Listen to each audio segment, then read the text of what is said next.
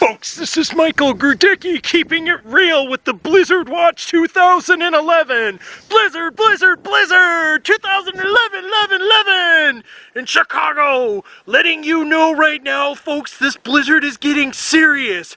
Mass destruction is occurring as we film. Right before our very eyes, I nearly lost my life to the dangers of the blizzard. This building started to collapse before me. Look at this damage, but folks, please be advised that it's pretty bad. You may want to turn away if you have a sensitive stomach. One moment, folks, and it appears here.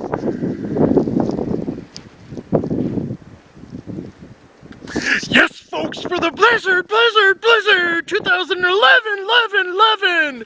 I promise that I will continue, no matter how dangerous and life-threatening, to report on these weather conditions.